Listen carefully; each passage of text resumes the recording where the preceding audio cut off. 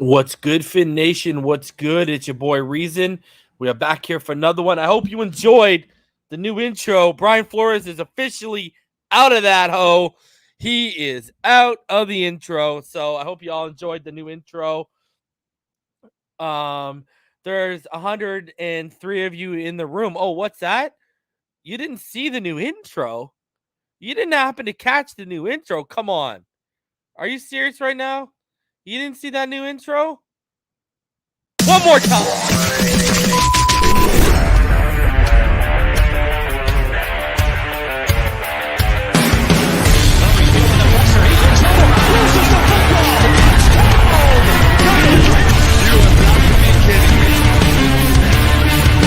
Jalen Waddle has a Dolphin touchdown. And he will score.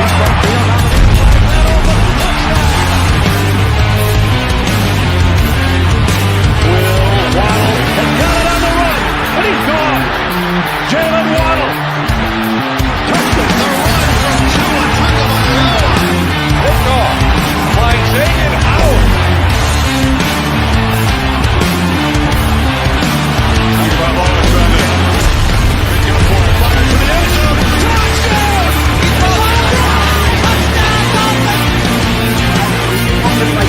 That hard work. I've been enjoying hard work.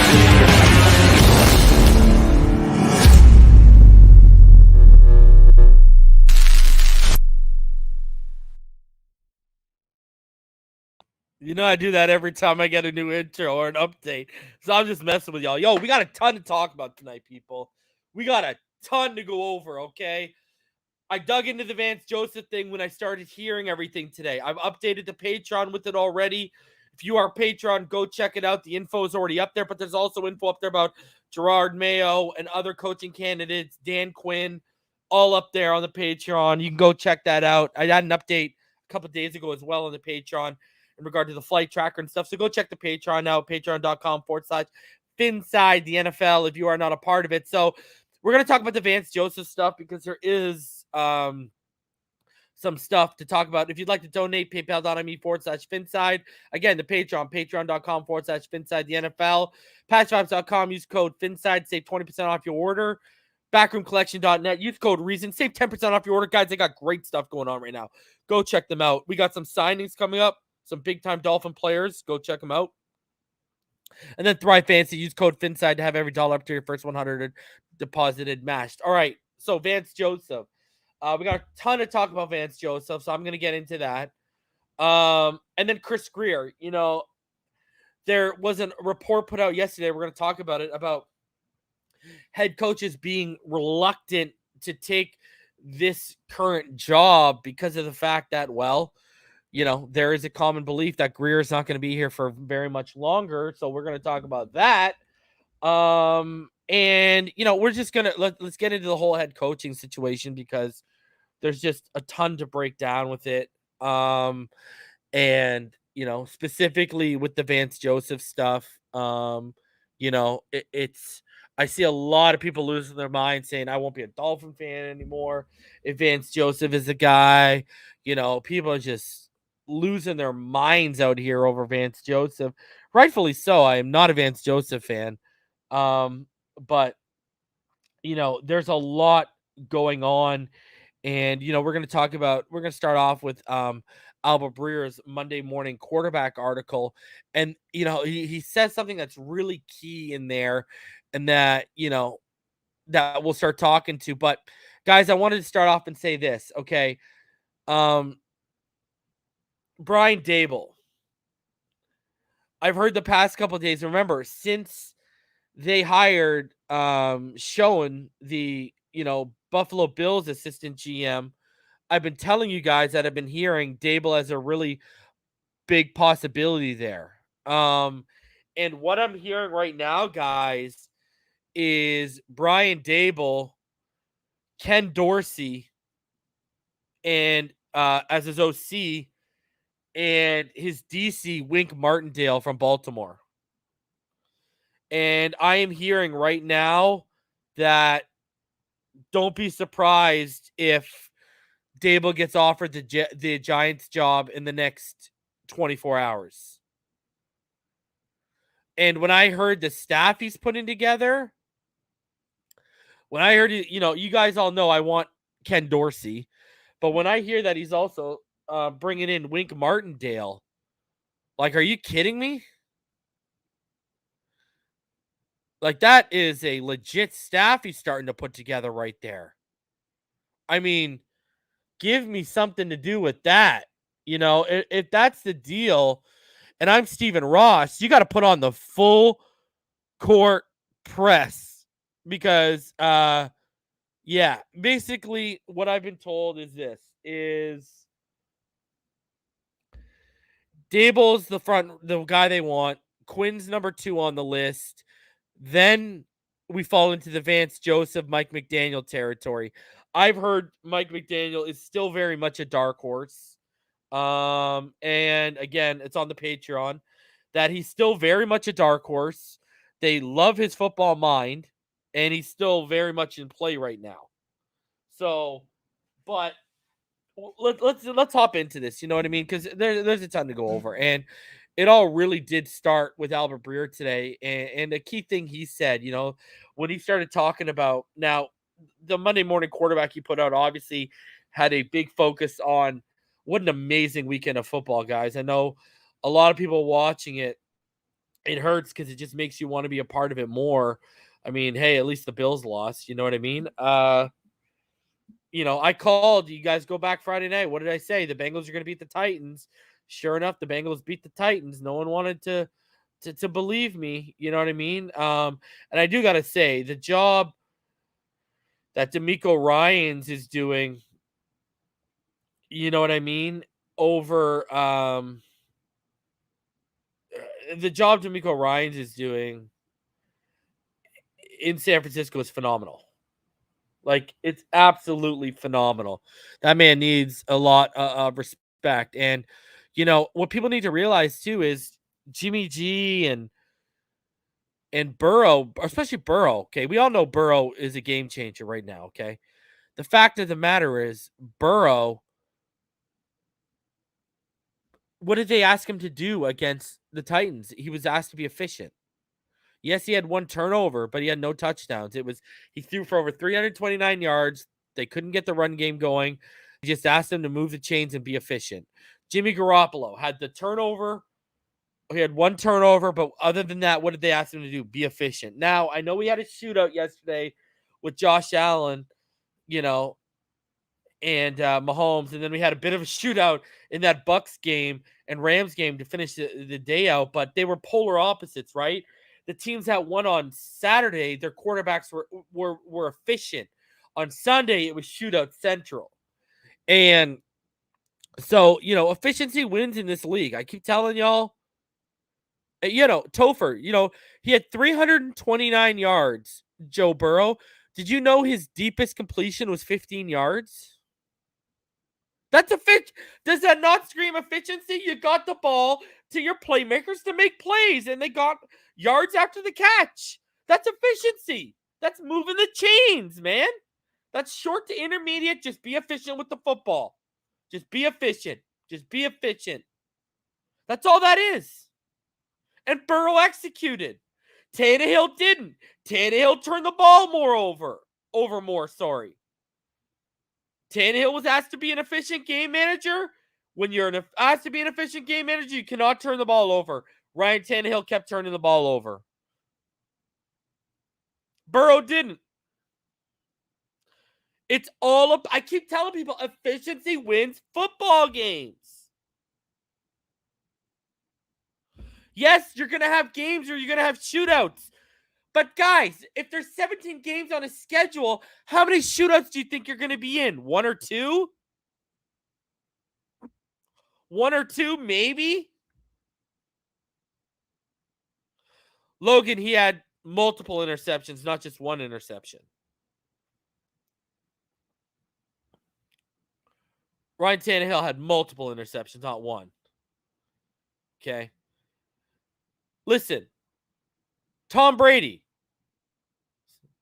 all those rings, greatest of all time, career built off efficiency. Peyton Manning, one of the greatest of all time, could only throw 52 yards. Career built off efficiency. And this is not even a defending our current quarterback situation.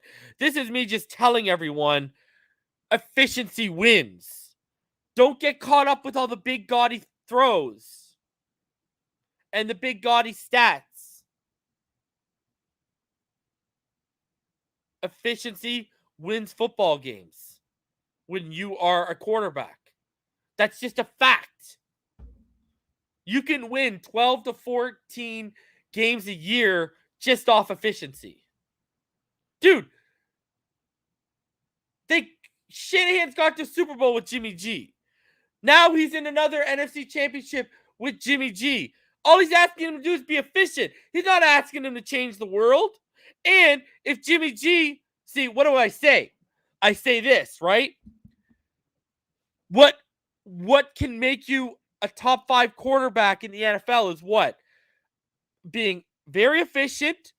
And then when the 3, 4, 5 throws a game present themselves, you make them because it'll help determine the outcome, whether it's up the seam on third down, whether it's a corner right outside the numbers on third down.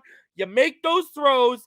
That will help determine the outcome of the game. Perfect example, Jimmy G, first Super Bowl. If he would have hit Emmanuel Sanders, a throw presented itself that he had to make. Jimmy G did not make it. But for the rest of the game, he's efficient, and that's why they were beating Kansas City for the majority of the game. Good defense, efficient quarterback play. But then a throw presented itself to Emmanuel Sanders. He did not make the throw.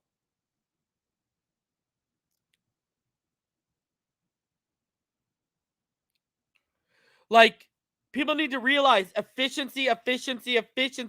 Bro, keep your lasers and your 60-yard bombs. That's why Herbert's sitting at home. Joe Burrow can give you a 500-yard game. He's shown you that. But what has he also shown you? When you ask me to be efficient, I will be efficient and I will make the throws when you need me to make them. Joe Montana, career, 4 Super Bowls off of that model. Like, I'm telling you people, this is what you want at the position. If that comes with a rocket arm, if that comes with a 6'6" frame, if that comes with all that, I don't give a crap. The fact of the matter is what I want is efficiency and a guy who, when those 3, 4, 5 throws present themselves, he's going to make it. And those 3, 4, 5 throws are not 50, 60-yard bombs. They are big boy throws, i.e. a 17-yard dig over the middle on a key third down with a linebacker underneath the route and a safety over top, and you make the throw. A bucket throw. A back shoulder throw. A bucket corner throw outside the numbers. A back shoulder throw towards the sideline for a big gain to move the chains when we need it. You know what I'm saying? That leads to a score on the drive. I need efficiency and a guy who's going to make the 3, 4, 5 throws that are going to determine the outcome of the game. That's what I want. That is what we will win with. That is what we will consistently win with. I keep telling y'all, the problem with big arms and these lasers is they have bad habits of they know they can afford to be late on reads. And here's the thing. Guess what? Arms die. Arms die. Efficiency doesn't.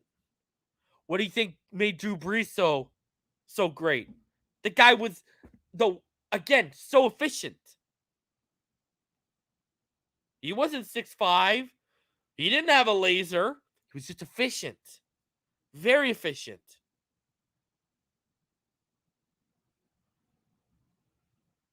You see where I'm going with this? Efficiency wins. Wins, man. Arms die.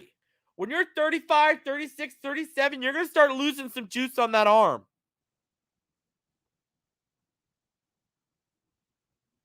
Efficiency wins. I'm telling y'all. I've been telling y'all, and I'll keep telling y'all. Look at Mahomes this year. Now, I know he just had a shootout win on Sunday, right? But for a lot of the year, this has actually been one of his more efficient years. right? Because defense is just starting to figure him out. He can't run around and just play sandlot football for 4 quarters and win anymore. He's learned how to become efficient. And so he's added an aspect. I can play sandlot shootout football, but I can also be very efficient when you ask me to. That's the balance you're trying to find. But I want efficiency more than the sandlot football. Give me a guy, if we're efficient, look at Tannehill, right? Tannehill, he's pretty efficient. That's why Tennessee is always where they're at. Now, the problem is with Tannehill is he can't make those 3, 4, 5 throws when it matters the most in the playoffs and crunch time. Consistently enough. That's where he falls off. He's very efficient, but then when you ask him to make those throws that present themselves, you don't always get the result. That's the problem with Tannehill. So, and I don't know if that'll ever change. I don't think that'll ever change with him, right? So, but that's what made Tom Brady so great, right? That's where Gronk lived off of. Those 3, 4, 5 throws, the majority of them a game were to Gronk up the seam. You know what I mean? So, no, see, Tannehill, it doesn't fall under my rule, right? Tannehill is just efficient. That's all he is. I need someone who's very efficient and can make those 3 or 4 or 5 throws when they present themselves. Tannehill cannot consistently make those 3 or 4 or 5 throws when they present themselves. That's always been his MO. That's always been his MO, right? So, but Brady will make those throws when they present themselves. Manning will. You're seeing Stafford will make those throws when they present themselves. Burrow was making them when they presented themselves on the weekend. See, Herbert throws game-sealing picks in the fourth quarter. And I'll tell you right now, the biggest difference between Burrow and Herbert, Burrow walks that thin line of confidence and arrogance, confidence and cockiness, but Burrow has a killer instinct. Burrow will stomp you out. Burrow is a killer. That man is a killer. So, it's just people need to realize efficiency. You can win 12 to 14 games a year just off of efficiency. So, that's that's just that's the reality of the situation. You need to be efficient with the football, and you need to be advantageous of opportunities when they present themselves during the game. That's what happened. And then there's going to be 1 or 2 games a year where you got to carry the team on your back potentially in a shootout. I get that. But that doesn't always happen. I mean, how many shootouts have we actually got into? So, that's just the reality of the situation. You need to make those throws when they present themselves. That's why Jimmy G lost the Super Bowl. So, because he didn't make the throw when it presented himself. He was efficient all game, and then that throw presented himself. And you can make 3, but if you got to make 4 and you don't make that 4th, there you go. You don't win. So, people need to realize, man, efficiency. And then when those throws present themselves in the game, 3, 4, 5 throws, you got to make them. So, that's just the reality of the situation. Like Jay Cutler. Jay Cutler came in the league and had an absolute freaking cannon when he was with Denver. It was that out of Vanderbilt, that guy had a fucking rocket. and a half. Couldn't be efficient enough. Couldn't make those 3, 4, 5 throws a game consistently enough to determine the outcome. That's just, that's why. That's the problem. A lot of the problem with these guys with these Rockets is touch. Like Herbert. Herbert's out here throwing 8-yard outs at 350 miles per hour. He's got to learn touch, especially as he gets deeper down the field. Now, he will display touch now and then, but again, that's one of his biggest weaknesses, and that's why he suffers outside the numbers a lot, is because of his touch. Because when you're going outside the numbers towards the sidelines, you got to have touch, man. So, but and even Cutler suffered a little bit from touch too. You're going to break fingers. So, harder balls, guys like a softball to catch.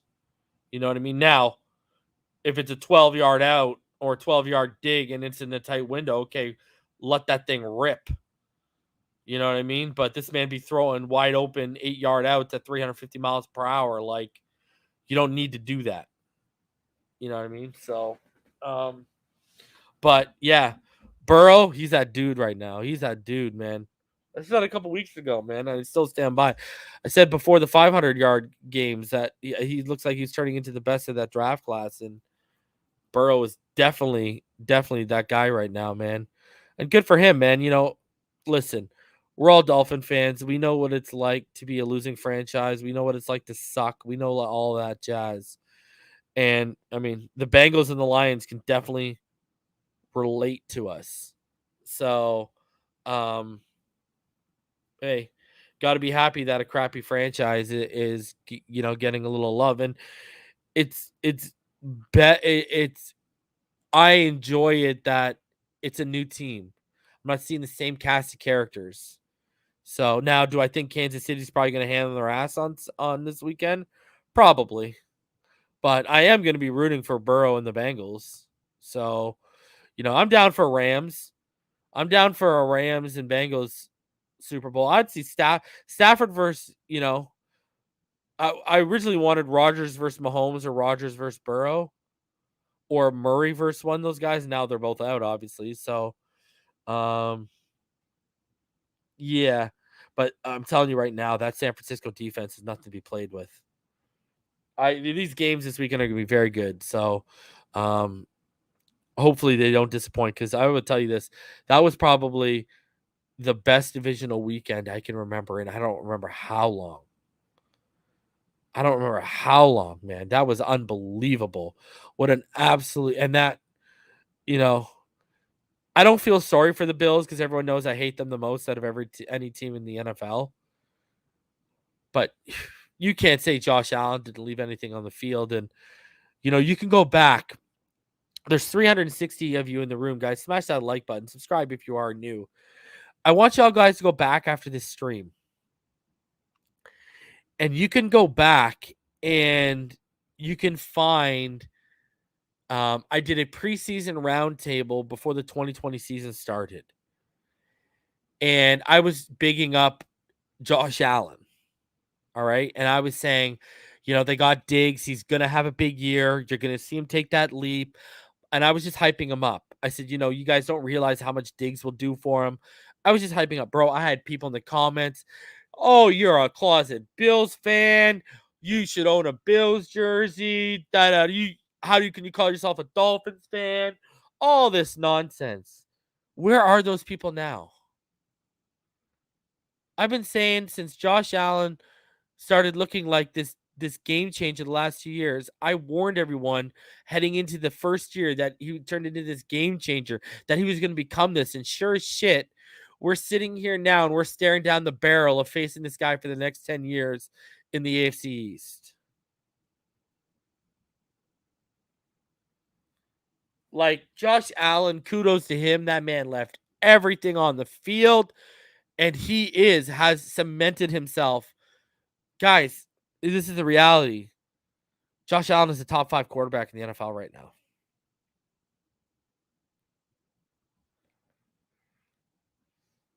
Like, he is a top 5. And I will not be surprised if by the end of next year, barring he stays healthy, we're talking about Joe Burrow knocking on that top 5 door.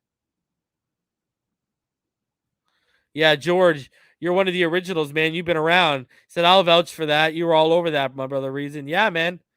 I remember people were just crapping on me for saying Josh Allen's about to take a leap. This guy, watch this year with Diggs, it's going to be a different guy. And people were taking steaming hot dumps on me, bro.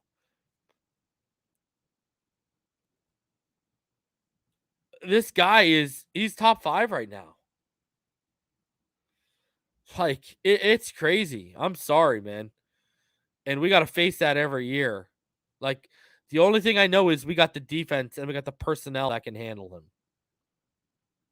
Get me the offense that can complement our defense. If you put together the offense that can complement our defense, we can take down Josh Allen. I mean, we showed him this year. We shut him down. It's McDermott. You know, Flores was owned by McDermott. We were constantly getting out coached. You know what I mean? And what's crazy is everyone wants a Mahomes or a Josh Allen. Guys, the closest thing you might have to one of those guys this year is, I don't think he exists, but like, if you're going off athletic profile, who? Malik Willis? And Malik Willis has got serious issues in terms of developmental and how raw he is right now. Like, Malik Willis is nowhere near. Like, if you're going to swing on an athletic profile guy at the position with a cannon arm, this year would be Malik Willis, but holy crap, you would need to have the right people in place. You would need to have the right people in place. And I don't think we have that right now. The right people in place to develop him, we don't even know who our coach is. Like, that's the issue. We don't even have a coach right now. So you can't even think about a player like that. But, you know, I don't think any of these quarterbacks are worth taking this year. In the first round, at least. You know? I mean, you all know I'd take Sam Howell because y'all know I love Sam Howell. And I'll keep pushing that agenda. Excuse me. But other than that, you know, guys, Mahomes and Allen, they don't come around every year. And remember how badly the Bills got killed for taking Josh Allen as high as they did. So that was all about, you know, Ken Dorsey. Look at the work Ken Dorsey has done with Cam Newton and Josh Allen. And Jordan Palmer played a really big factor too. So they had the right people in place behind the scenes to help develop Josh Allen. It wasn't just personal, you know what I mean? It wasn't just, you know, personnel. No, I burped, Ronnie. So, you know, that's the issue. We don't have the people in place to to develop a quarterback right now. We don't. We just don't. So, speaking of the people in place, let's start getting into the coaching stuff. That's been enough of me talking about, you know, a little bit of draft, a little bit of everything. I still think we're in a prime position where if we get a coach in, right now we're in the prime position to have our pick of the running back crop. Go get your running back. Just go get your running back this year. Breece Hall, Kyron. I put together my my big board yesterday. It's finalized for running back. I think that's going to be the first video I drop. So I finalized my big board. You know, there's some guys on there. You know, a sleeper I love is Sincere McCormick from UTSA. And everyone knows I've been loving Max Borghi for a couple years. But you know, there's a couple other guys there. So if you're gonna get your running back, you know, everyone knows Kyron Williams from Notre Dame is my man crush. You know, Breece Hall, Isaiah Spiller, Kenneth Walker, James Cook, whoever they like, you know. So just go get your running back. Go get your running back. See, my problem with yeah, I would take Dotson. I don't think Dotson is a first round wide receiver, Tyler. And talent-wise, I think he is, but I don't want a 5'11", 182-pound guy.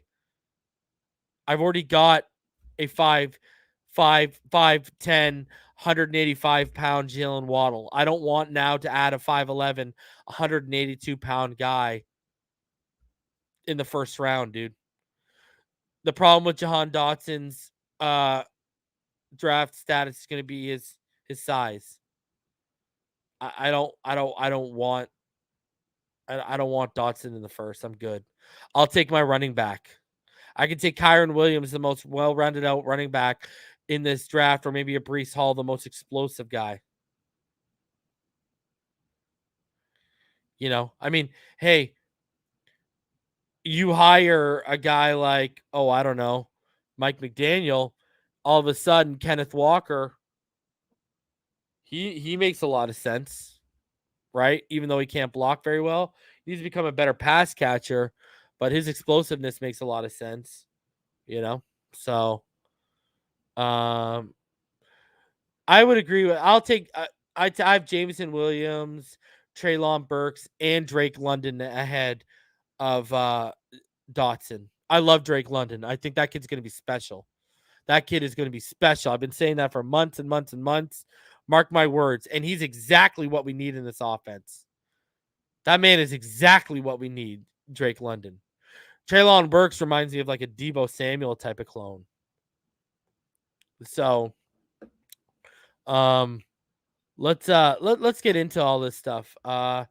So King Z305 says, do you think depending on the coach we hire will determine the player the team drafts? Of course. Scheme matters, my friend. That's why you have not seen me get into free agency stuff and draft stuff heavily yet, because I'm waiting on our coaching hire, bro. Dude, I'm the king. When it comes to this YouTube community with draft stuff, ain't no one touching me in this draft stuff, bro. And I haven't started yet for y'all because of what's going on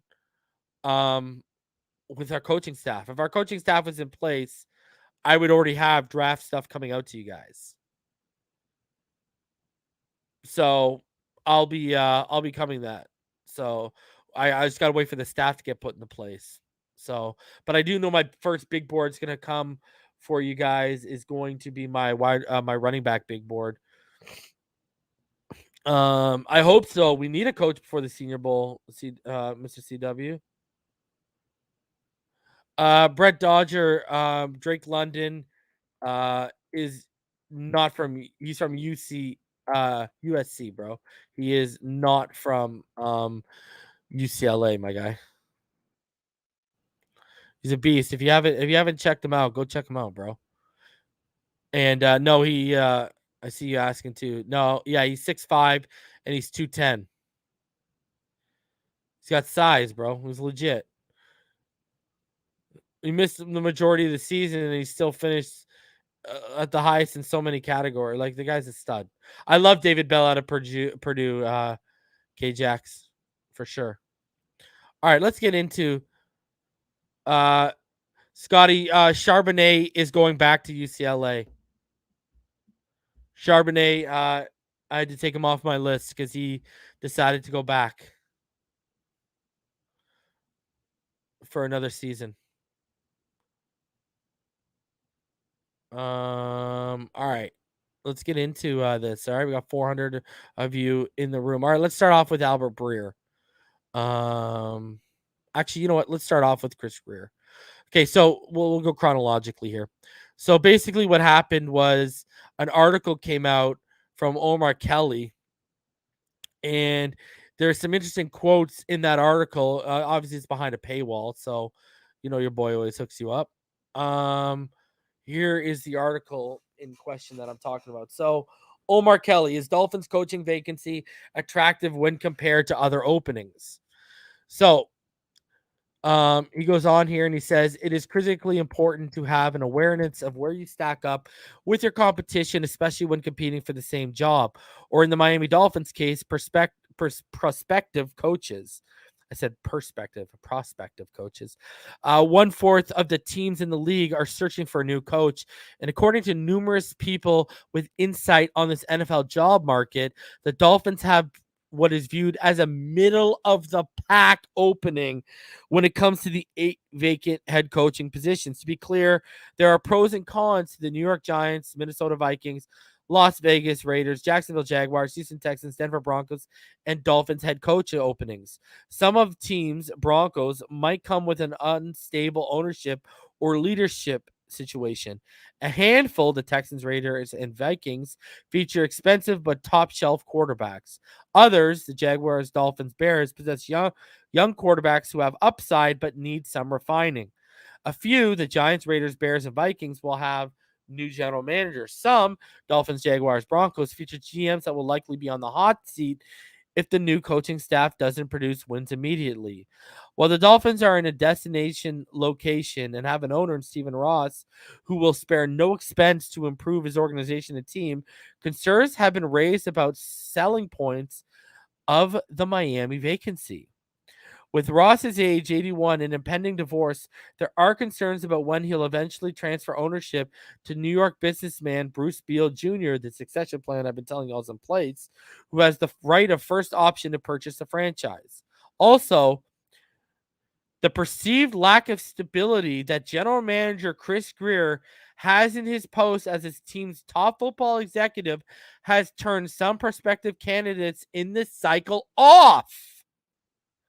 According to a source, the concern is that Chris Grier, who is once again part of the Dolphin search committee, could be replaced in a year or two, and then a new general manager could want to pick their new head coach.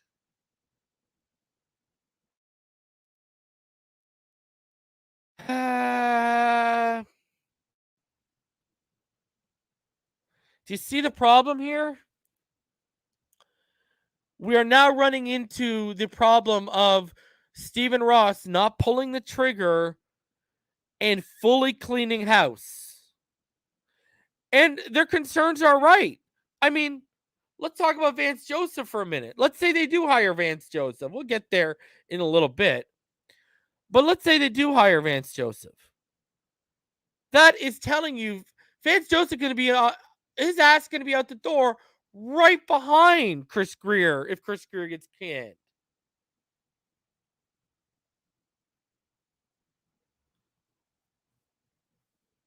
Like,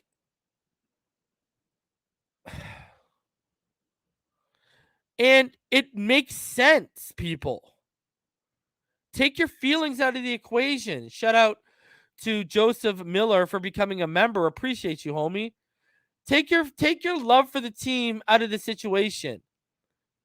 If you think Chris Grier is potentially a dead man walking, shout out to you, Joseph, isn't that going to concern you with a new hire?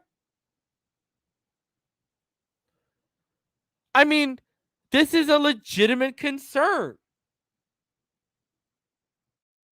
This explains now. Because, guys, let's talk about this right now. The rumor right now is Brian Daboll, whatever you want to call him. He is about to be offered the head coaching job in New York in the next 24 hours. They hired the Bills assistant GM. Right there, the connection to Daboll is already in place. Dude, I'm already hearing rumblings of Daboll's staff of Wink Martindale as his DC and Dorsey, who I've been predicting for time since the middle of the season, as his OC. So, why is that happening? Because his connection in the front office. Sure, he was with Grier in 2011, but he got fired. What does he care? And he wasn't working under Grier. So it's not a matter of, oh, I don't want to work with Tua. It's not a matter of, I don't like Ross. Or it's not even a matter of, I don't want to work with Grier. It's a matter of, my guy's in place in a job right now. And here's the fact of the matter. People need to put this in your mind right now. Put this in your mind right now. Guys, I want you to go find the last time a coordinator turned down a head coaching opportunity in the NFL. It doesn't happen. Do you know why it doesn't happen? Because there's only 32 teams and there's only maybe 5 to 8 openings each year? That's why coaches will take even shitty jobs that they know might be doomed. Because they don't come around very often. If the Giants are going to offer Daboll the job and he has a number 5 and number 7 overall pick, and they're the ones that will offer him a job and the Dolphins don't, what do you think he's going to say? Even if he wants the Dolphins job, he's going to take the Giants job because it's presented himself.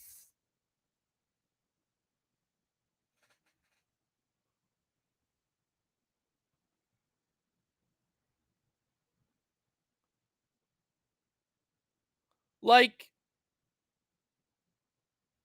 this is what I'm telling y'all.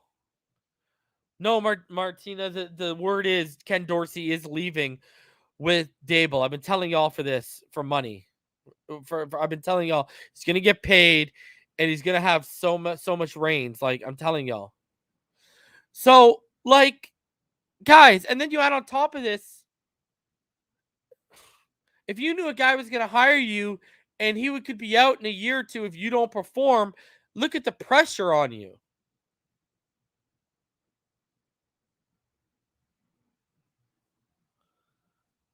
Connor, Daboll was my number 6 guy on my list. But when I find out he's bringing Dorsey and Wink Martindale, he becomes much more intriguing to me because that's showing me he's putting together a staff.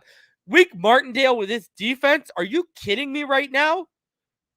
Ken Dorsey with the work he's done with Cam Newton and Josh Allen, whether he sticks with 2 or drafts another guy, talk about a guy I trust to build an offense and groom a quarterback. Ken Dorsey is right up there. Jose Valdez donates $5, said, if that's the case, then just go out and get Harbaugh as coach and GM and say bye to Grier. I'm telling y'all, this is why I was shocked they held on to Grier. Dude, I know everything I've been told is Tom Garfinkel loves him. Garfinkel has Ross's ear. That's why Grier's still around. You should have just wiped the slate, Ross. Maybe he was worried that if he's wiped the slate with Ross, Marvin Allen and Reggie McKenzie might leave. Well, Reggie McKenzie's already interviewing for jobs, so he might lose him anyways. So, because like, listen, if you're a coaching candidate, I'm going in with a guy who could be gone in a year or two, or if they hire a new GM, they're going to give him 3 or 4 years minimum. And if that new GM hired you, you're his guy. Right now, you're perceived as, I'm here to save Chris Grier and all these guys' jobs. I'm their second go-around. Because let's be honest, Brian Flores was Chris Grier's guy. Not a lot of GMs stick around after their guy gets canned.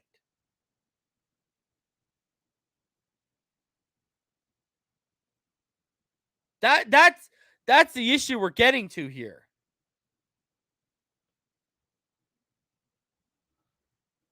Ross needed to clean house. He didn't. And now, a reason why you're hearing so much Vance Joseph stuff is Grier loves Vance Joseph. And we're about to get into that. And I agree with Reed. You should have fired Grier. And yes, hire Louis Riddick. 110%. It's ridiculous. And yes, I believe Omar's source here. 110%.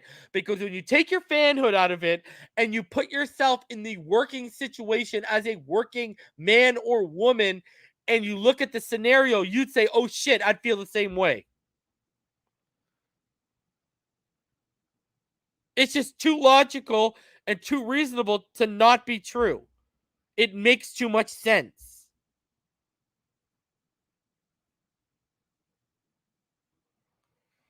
And yes, I will take Sean Payton for a first. But there are rumblings that if he doesn't coach New Orleans next year, he's not going to coach anywhere. So, I mean, do it with that as you will. All right. Who's ready for us to dive into some coaching update stuff? Let's do this, baby. All right. Yeah, I know. Irving, buddy, I'll buy the Dolphins for $5 right now. Let's go. I'll take it over. I'll turn this franchise around. Damn right.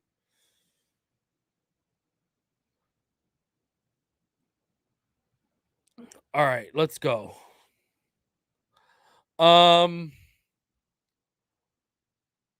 Here is what was written in the Monday Morning Quarterback with Albert Breer today. I'm just getting my Patreon ready so I can read to you guys here. The Dolphins process should accelerate in the coming days. He said, my feeling is that a part of it will ride on how the dominoes fall. Quinn remains the big domino. Okay, so I didn't put this on the Patreon because I had a conversation after my Patreon thing put up with someone. From what I've understood, here is the rankings. Daboll, Quinn, and then that's where Vance Joseph and Mike McDaniel begin. And the reason why I'm not saying Vance and then McDaniel, I'll explain in a minute. So that's why Quinn is a big domino. They really love Dan Quinn. And I have heard some of the people that are on Dan Quinn's staff. I've got names, and he's putting together a pretty damn good staff. So, you know, Dan Quinn, he's scheduled to be in Jersey today. They completed their interview with them. They did, the Giants did. And it certainly stands as a reason that could push the Broncos to move the process along. Like I've been telling you guys for weeks. When I talked to Albright, I've been hearing the Broncos and Dan Quinn for weeks. If Denver were to take Quinn off the market, that could create some tension on Daboll, which I think is why the Giants are moving right now. They know how serious, because I've heard basically with the Giants, they want, because of the new head coach, the new GM shown, it's Daboll and then it's Flores. Just like in Texas, I've heard it's Flores and then Gerard Mayo, but right now, Flores doesn't want the Texas job. He wants the Giants job. So that's where that's at. So if Denver were to take Quinn off the market, there could create some tension on Daboll. I'm told he interviewed well with the Dolphins, and his background with the organization, having been there in 2011, helps his case. If the Giants try to close on Daboll, then the Dolphins could turn to its ex-defensive coordinator and current Dolphin DC, Vance Joseph, another candidate who's positioned well with Miami wrapping up its initial set of head coaching interviews. One big thing for the Dolphins has been finding a way to bring the building back together after the strife the football operation endured through 2021. And while it's been stressed to me that Miami hasn't made any decisions yet and remains focused on wrapping up the first phase of interviews, the standing relationships that Joseph and Daboll have appear to be relevant now. So this is what I've been told. I'm gonna read to you guys what I have on my Patreon. So I've been told Daboll is still the preferred candidate of the Dolphins, and this was 6 hours ago. I posted this at about 3. But the Giants have him at the top of their list with Flores as their second choice. There's stuff you're hearing about Joseph has legs from what I've gathered. I was told he's currently leading as a potential backup plan to Daboll. Gerard Mayo seems to be leading the race in Houston, who want Flores as well. But I'm told Flores prefers the Giants over the Texans. Dan Quinn to Denver seems like almost a done deal, like I've been saying for the past week. And I'm hearing that hasn't changed. Kellen Moore, from his interview process with the Dolphins, is thought they don't think he's ready for a head coaching position yet. The Dolphins this is interesting. The Dolphins like McDaniel and his football mind. He continues to be a dark horse and a name I'm hearing the Dolphins like more than the media is letting on, which I reported a couple of days ago. I'm still hearing the same thing. And then what's funny is there's an Instagram account, FinZone, and they have like 66,000 followers. And they're the same Instagram account. What did they say? They said they got all the jersey numbers right. Like if you remember when we went to single digits and everything like that this offseason, they released jersey numbers before anyone even knew. they released jersey numbers before anyone ever knew. And like they're sticking by their source, and what their source is telling them, I'll bring it up for you guys. What their source is telling them is they're hearing Daboll and McDaniel. So, I have not heard. I have continuously heard McDaniel quietly that they love him. And I'll bring up the post to show you guys exactly what I'm talking about on Instagram here. So you guys can see exactly what I mean. Here we go.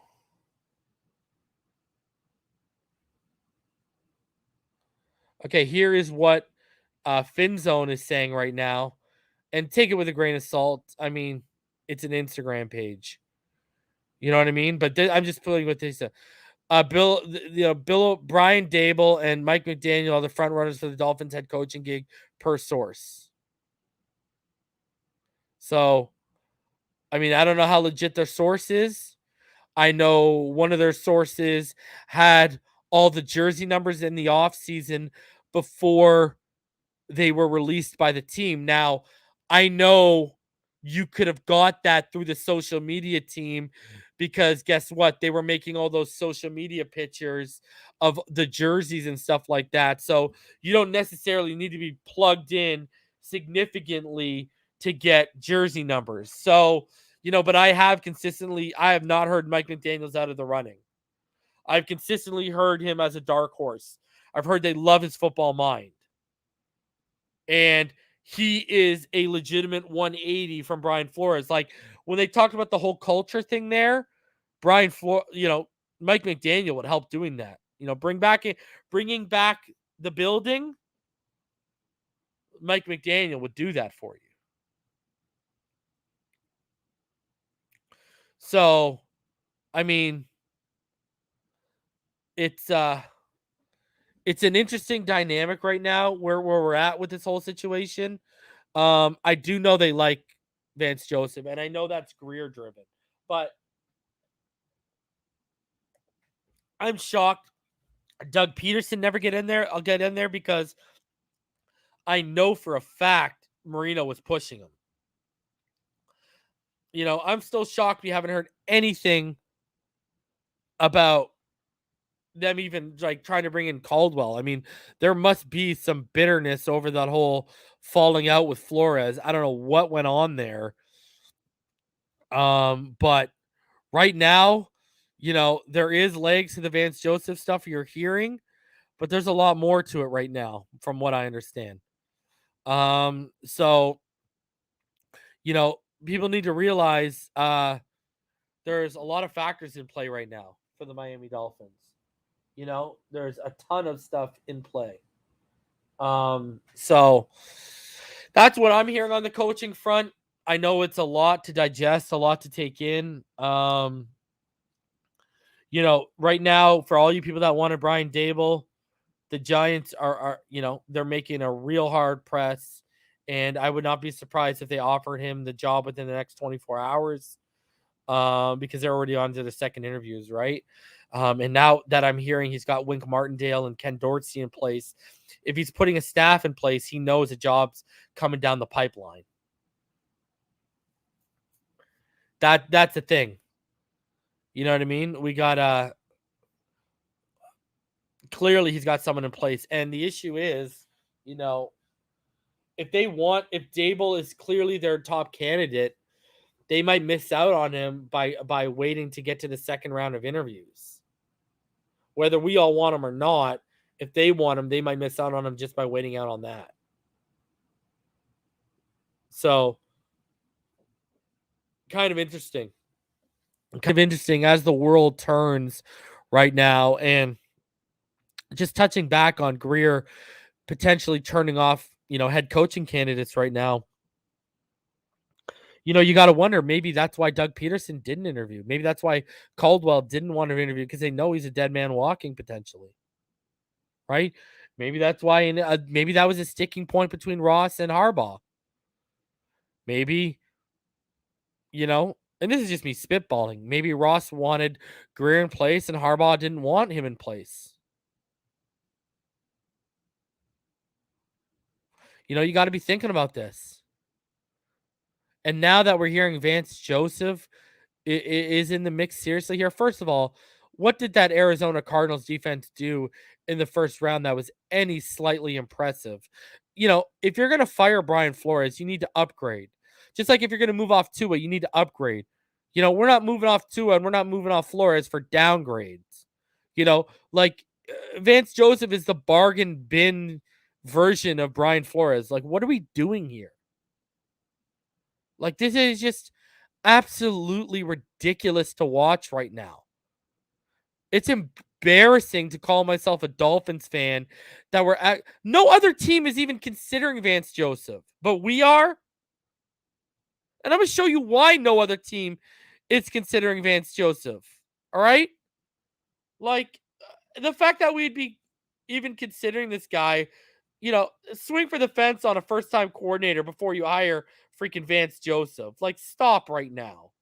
And another thing I wanted to say, guys, this is a real key one. I didn't drop this on the Patreon, but I'll drop it here exclusively for the 534 of you in the room. Smash that like button. You're about to get a little spicy and meet the ball with Vance Joseph. Guys, I'm hearing there's players in the room that want Vance Joseph. I'm hearing there's players that are advocating for Vance Joseph because they believe he's a leader. I shit you not. I am hearing that there are actually players advocating for Vance Joseph as well because they think he has leadership qualities. Go figure that one out. When I heard that, I almost fell off my seat. And the person actually said to me, this is why I don't hold a lot of weight of what players say. The person here, you want an exact quote? Sorry, because the person watches me. I love you. You know who you are. I'm just telling them the quote you said. Literally, that's why I don't care about the opinions of players. They are looking for different things than we are. Like, literally, that's what the person said. After they told me players are vouching for this guy. Figure that one out. We got players in the building saying, I'm okay with him. And they're clearly defensive players. Because I'm going to show you why there ain't no offensive player in the world that's walking around and saying, well, I want Vance Joseph. Oh, no. There is no one on the offensive side of the football that's saying, well, that's a good idea. There is no one. And I'm going to show you why. So let's get into it. Let's get into Vance Joseph. Let's break down Vance Joseph. I might open it up for you guys a little bit because now I'm getting worked up over Vance Joseph. So let's take a look at Vance Joseph real quick, okay? So when we look at Vance Joseph and we look at, his team ranks as a coach and even as a DC, we'll knock ourselves out. We'll do a DC. So let's look at it as a DC. We'll go strictly DC. We'll go the Miami days and the Arizona days, and then we'll go into his head coaching gigs. So with Miami, all right? When he was a DC, we were the 29th in total yards as a defense allowed. That's terrible. We were 18th in points allowed, 11th in takeaways. Whatever. Nothing jumping out. Rushing defense. We were 30th against the rush in rushing yards. We were 13th in rushing touchdowns allowed. And we were 31st in yards per attempt. Even better, we were 28 in rushing attempts against. So it's not like we were top 10 teams are just running the football, all the time against us. And we still managed to be 30th in rushing yards allowed, 13th in touchdowns allowed, 31st in yards per attempt. Like, for real? Passing defense. We were 24th in pass attempts against. We were 15th in passing yards against. 25th in passing touchdowns allowed. So one of the worst teams in the NFL in terms of allowing passing touchdowns. And we were 9th in interceptions, and we were 13th in net yards per attempt. And this is a defensive mind right now we're dealing with. Let's skip Denver for a sec. Let's go to Arizona. Arizona's defense. Look at this. In 2019, 24th in yards allowed against the run. In 2020, 22nd in yards allowed against the run. This year, 20th in yards allowed against the run. Look at this.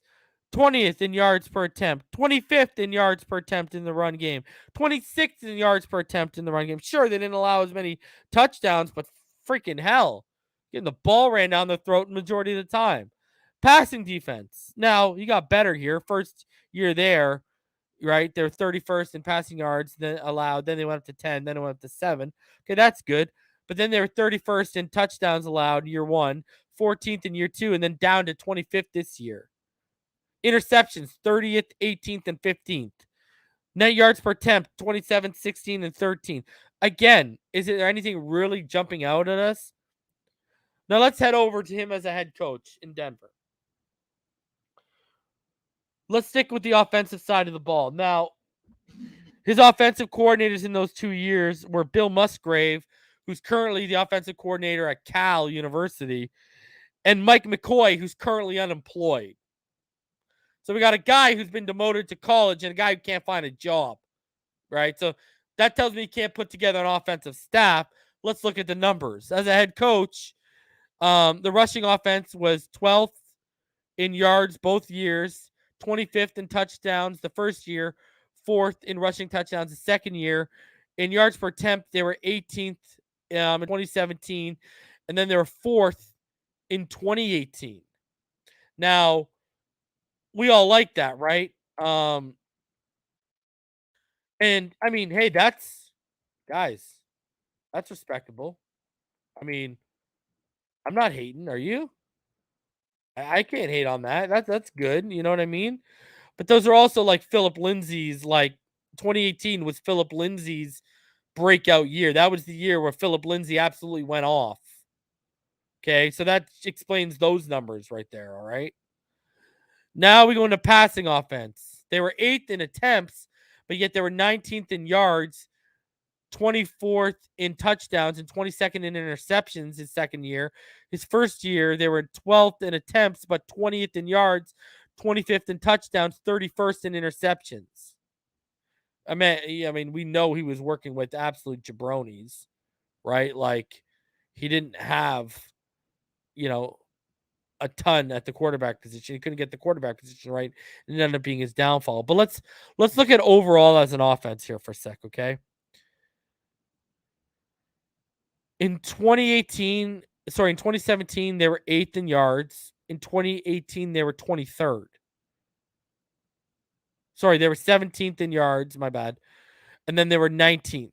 Then they were 27th in points per game, 24th in points per game. Now, when you look at how many points per game were they averaging, Reason? Well, they averaged 20.6 points per game under Bill Musgrave and 18.1 per game under Mike McCoy.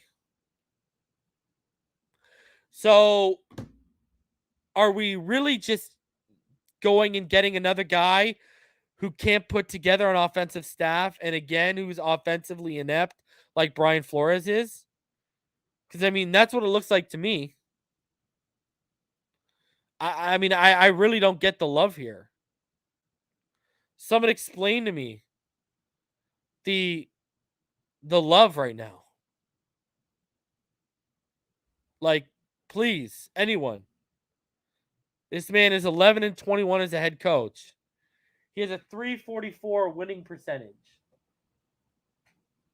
Like, what are we doing with our life?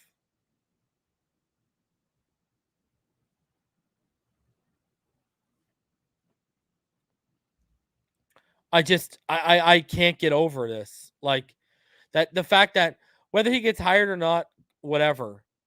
The fact he's even being pushed. I'd be firing Grier for pushing him. Like, This is brutal. I'm sorry. Vance Joseph is nothing more than a coordinator right now. And saying any different is lying to yourself and setting yourself up for failure. Grier could not be this dumb. If he hires this guy, he did it to himself. That's all I'm going to say. I'm going to drop the link. I want to open it up a little bit for you guys. I want to hear what you guys have to say. Give you guys about a half hour. Get up here, speak your mind, open it up. 500 of you in the room. Smash that like button. Subscribe if you are new. Patreon.com/Phinside The NFL. Also become a YouTube channel member. Both the links are down below. You can also hit the join button right next to subscribe. Become a channel member. You get emojis. You in the chat. You get a badge next to your name. I'm going to be doing my Jalen Waddle film study very soon. And early access will be to YouTube channel members and Patreons only. Again, I'm going to drop the link. I'm only going to give about a half hour here. I want to get your guys' thoughts on this whole coaching situation. Let's stay on course here. Let's not, stray away. So, let's drop the link. And I'll give you guys a minute to get up here. I've already got a couple people backstage piling up, so I'll give you guys another minute to come up here, and then we'll let it rip. So shout out to everyone showing some love on a Monday night. Smash that like button. I appreciate all of you guys. People absolutely in disarray over Vance Joseph.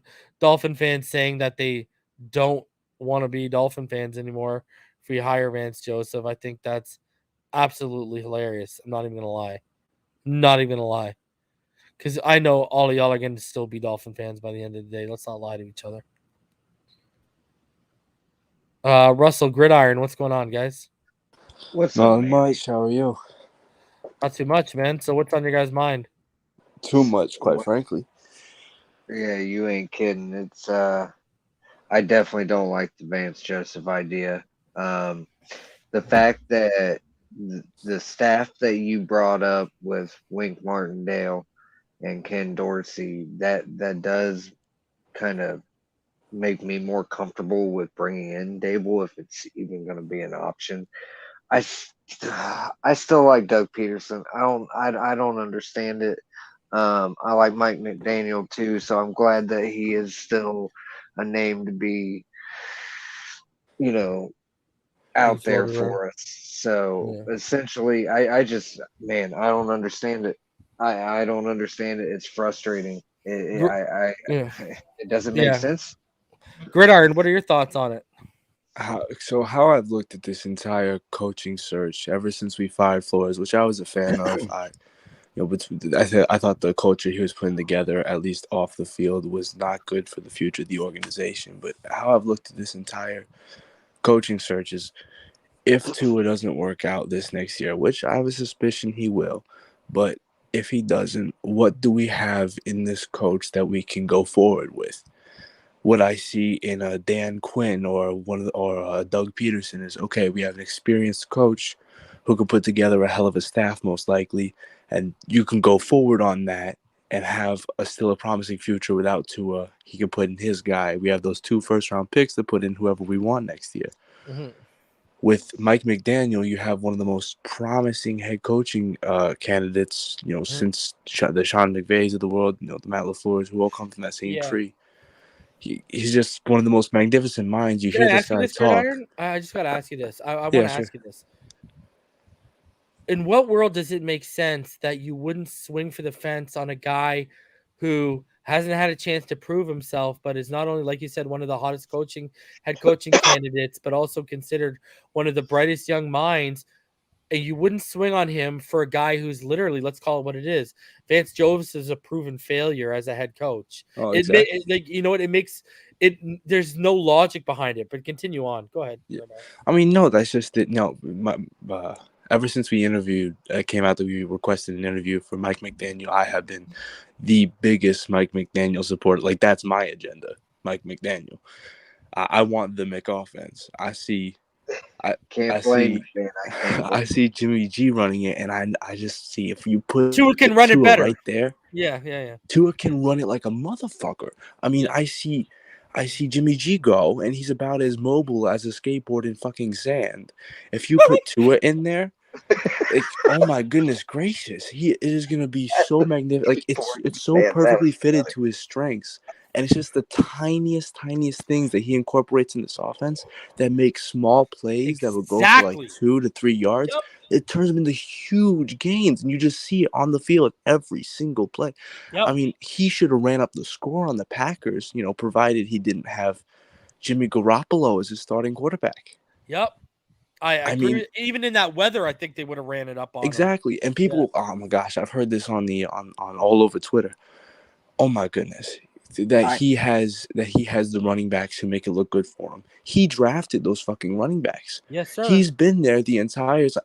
I'm not going to give him credit for George Kittle, but even George Kittle was a mid-round pick that he was there to sign off on. Brother, George Kittle. Hold on. What was he known as before he was the running game coordinator and the offensive coordinator?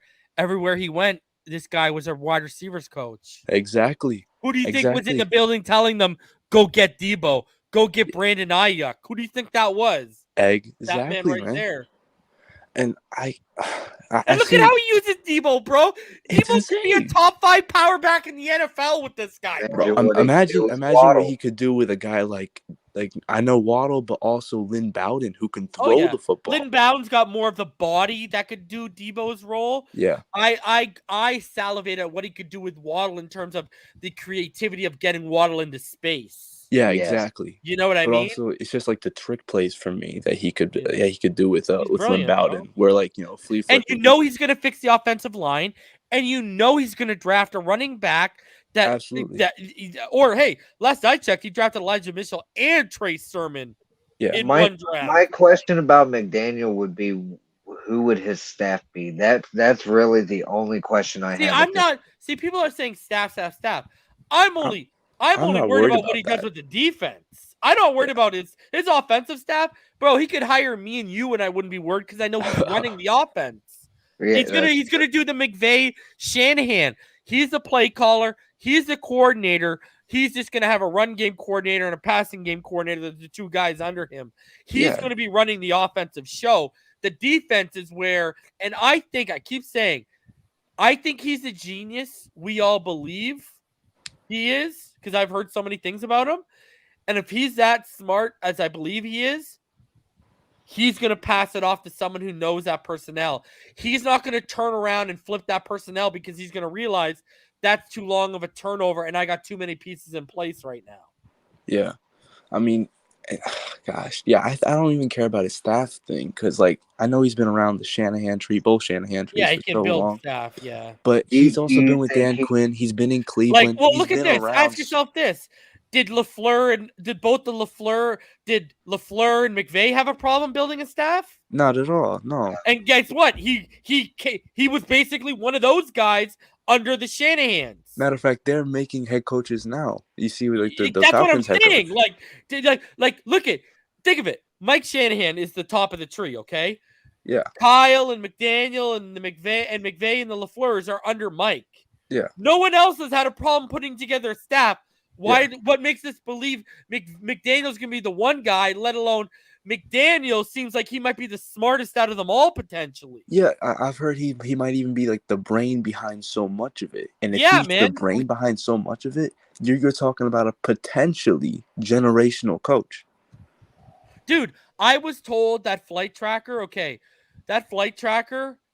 Harbaugh was scouting a Jesuit high school, so that was not him to the Bay Area. I have been led to believe that he impressed them so much with his first interview that they wanted to see him in person. I've been led to believe that.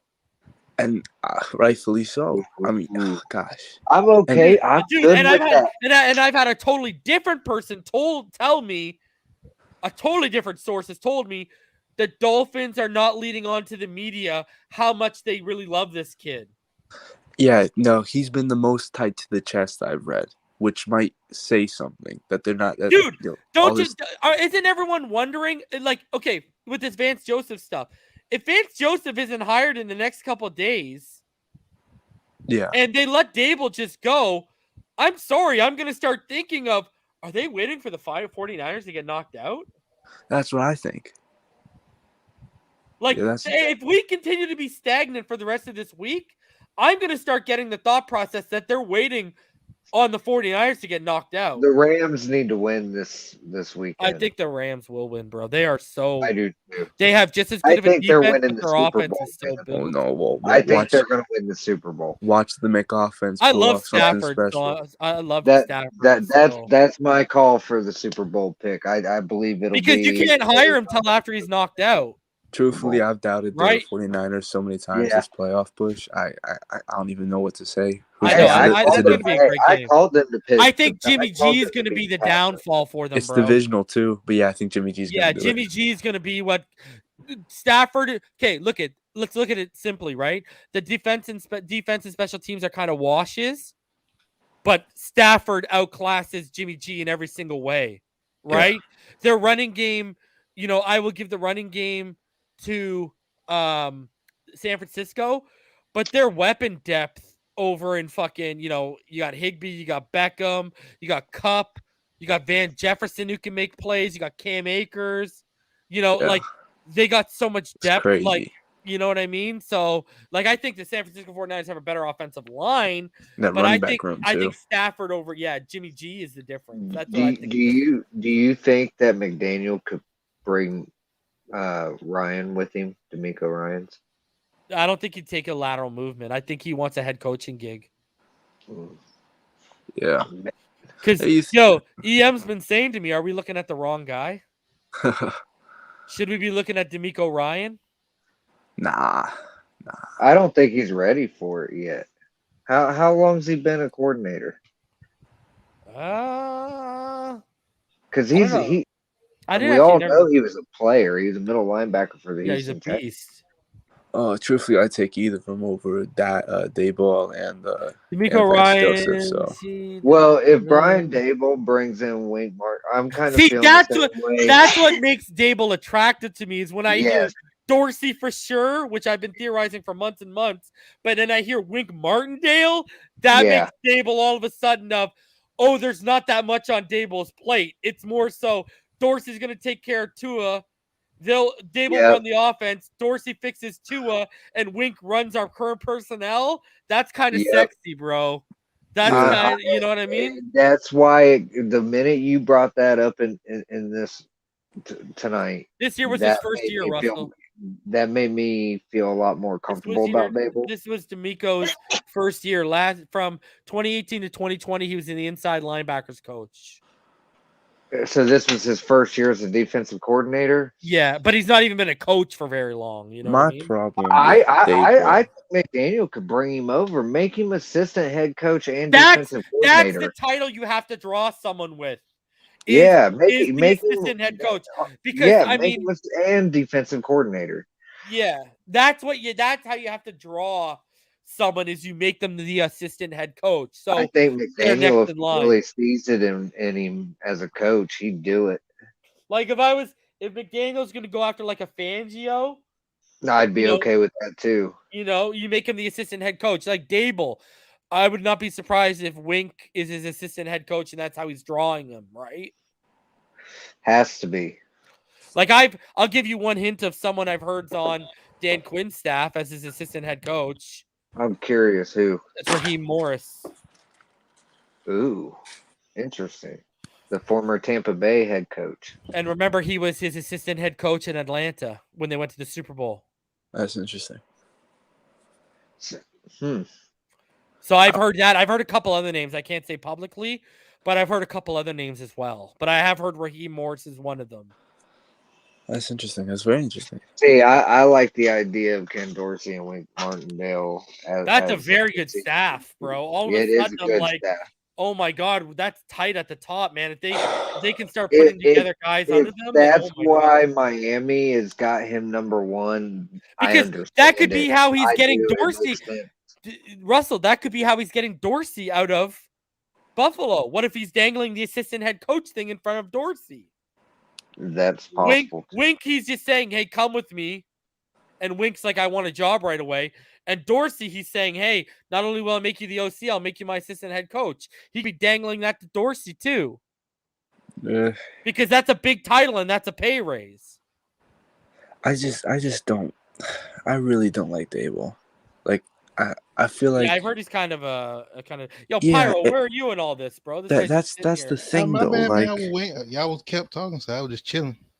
that's the thing though. I feel like we've seen him before. I feel like he's Adam Gase and Brian Flores rolled Hey, into level one. 2 noob. No, the toaster didn't tell me, but it was funny. I was waiting at the toaster for my bagel to pop up when your mother told me what was good, bro. So peace out, bro. When you see me walking around your house in a robe and a pair of slippers, don't forget to say hi to your new dad, brother. Peace out. Oh man, these Yeah, people, I was just man. saying, like I feel like he's an offensive coordinator who's pretty shitty. I'm not gonna lie, and he's ridden the coattails of Josh Allen. I mean, you can ask any Bills I fan just how want to many kill times. something. I want to kill something in the comments right now. All right. Perfect Q, no, Daniel Jones. They will be moving off of Daniel Jones. Yeah, definitely. Dude, they have the Yeah, number 5 and agree. number 7 overall pick. It's a new GM. Gettleman's gone. Mhm. And you have a new head coach. They're going to go Yep. get their guy. They're not sticking with Daniel Jones. He's If done. they don't get Deshaun Watson, which I think is becoming a bigger possibility, if they don't go for him, I could actually see Russell Wilson going there. Dude, Yeah. one of those main guys who was pushing the Watson going with Flores narratives publicly, he backtracked today. Really? Jordan Schultz, he backtracked. He said that this is a guy who was talking about how close in contact they've been, how they've talked every day. Today he tweeted out that he's been told they actually don't have each other's number. Huh. Yeah, it would have been tampering to begin with. Now I could see Russell Wilson to New York, like Russ Randy says in the comments. Yeah, Yeah. I can That see was that. my I can thought see that. process. It would make sense. I think he would either go there or maybe Pittsburgh. Buddy, I think they would roll with Mitch Trubisky before they rolled with Daniel Jones.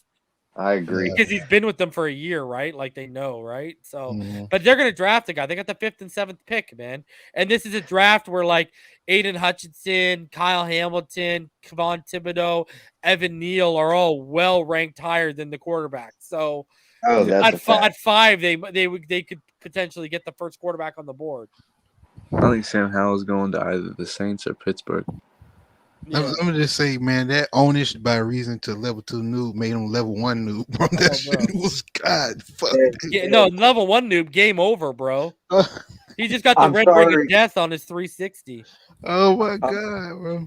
I'm sorry to cut You it got the short. Dark Reese. Souls I game gotta over get up for screen. work in the morning. Yeah, no worries. man. I'm gonna wrap it up in a couple minutes, anyways. I only wanted to go for an hour and a half. So, All right, right, brother. man. Well, Give me your heads final up. thoughts. Pleasure's always, man. Like I said, I still like Doug Peterson because he's been there before. I like the idea of experience. I don't know what's going on with that dynamic. It doesn't really sound like that's even an option. So, with that being said, at this point, I'll take anything but Vance Joseph. I'll just put it that way. I mean, at this point, I'm really high on Mike McDaniels, and I'll take Brian Daboll with that staff. But it would require that staff for me. Outside of that, fins up. Pleasure as always. Thanks for having me on, and take it easy. Always, brother. All right.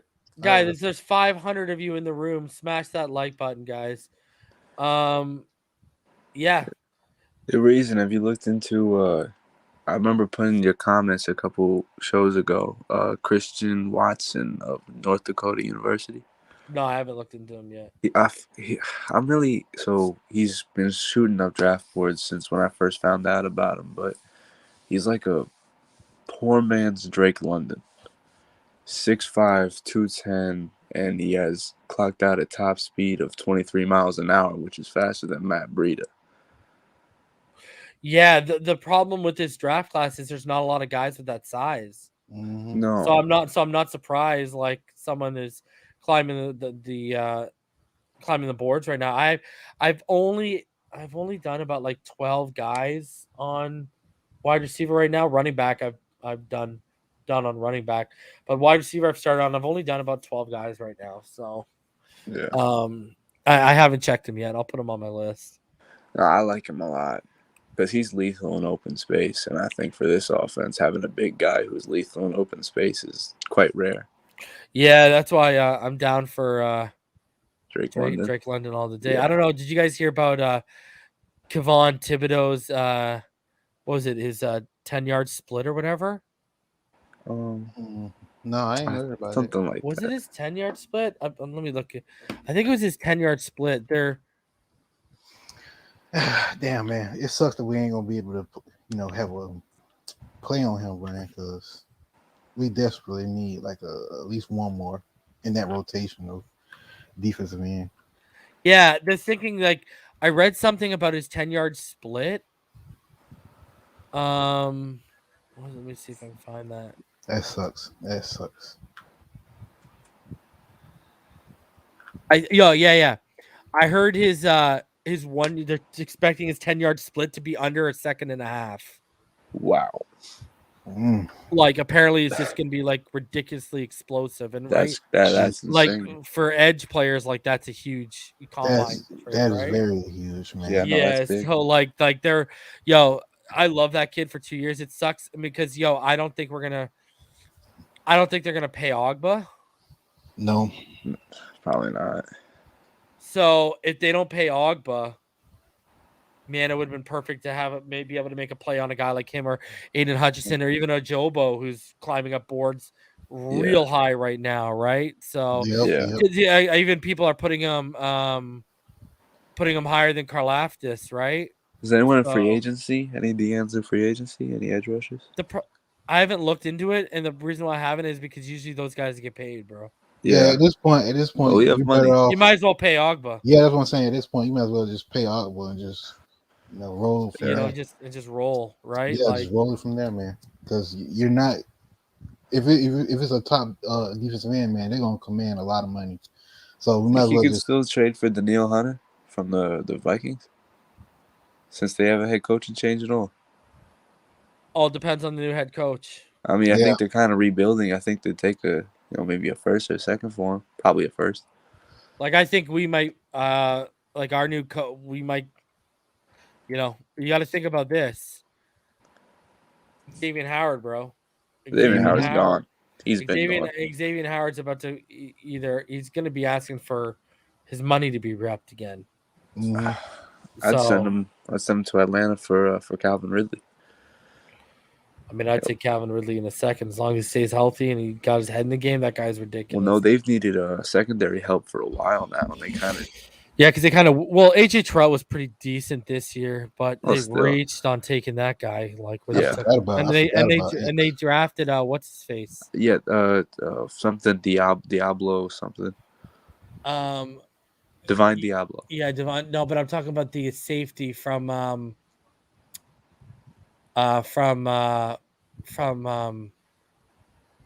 what's it called? From USF. Or UCF, sorry. UCF, Florida. The one that Flores loved, so Richie Grant Jr. Yeah. Richie Grant. They drafted Richie Grant Jr. too, so they're starting to try and put together a second year out there. So it makes sense, you know what I mean? No, I think send it next there, and like a third is a pretty attractive I'll trade. Go straight swap. Let's go. Yeah. All right, so I'm about to hit an hour and a half. Guys, just give me your final thoughts before I get out of here. Absolutely. Well, thank you for coming on and talking to us, giving us a little something this Monday night. But it's going to be a crazy couple of days, and I think I really don't hope it's Vance Joseph. I really hope we wait till the 49ers get eliminated. But y'all take care, and thank you for letting us come on. Dude, actually kind of nice to only have 4 people. Nice to only have 4 people today, because like usually I'm having to people are yelling and trying to get points in over each other. Yeah, for a Monday night. What a nice calm 4 people, and I only wanted to do an hour and a half, and I don't have 20-minute final thoughts. Yeah. So your final thoughts before I get out of here, Pyro. Well, man, likewise, I hope it's not Vance Joseph. I hope it's just a smoke screen, just used to hide the fact that they're very interested in Mike McDaniel. But at this point, if a lot of these whole head coaching candidates, the top ones, are turned off by this whole Chris Grier thing, at this point, you need to bend over backwards and fire his ass, man. Yeah. Just saying, do whatever it takes. Yeah. But that's all I got. Fins up. All right, guys. I will be back. I will be back either tomorrow or Wednesday night, so be out on the lookout for me. Smash that like button. Subscribe if you are new. And if there's any breaking news, I'll be back. But I will be back either tomorrow or the day after, and we'll go from there. I haven't really started setting my schedule out, but this head coaching thing has a lot of content in flux right now. Like, let's be honest. So you will see me either tomorrow or Wednesday. More than likely, I'll try and do something tomorrow, but be on the lookout. I'll be back. And until next time, you already know what time it is. I'll still be going live, guys, about 4 or 5 times a week. So you can still depend on me to be here 4 or 5 times a week for you guys. So I'll be back either tomorrow or Wednesday. And if I'm not back tomorrow, that means I'll be here, Wednesday and Thursday. So back to back. So I'll be back either tomorrow or Wednesday, most likely tomorrow. Until then, everyone stay happy, healthy, safe, and blessed. Fins up all day, every day. And please push the agenda. Just say no to Vance Joe.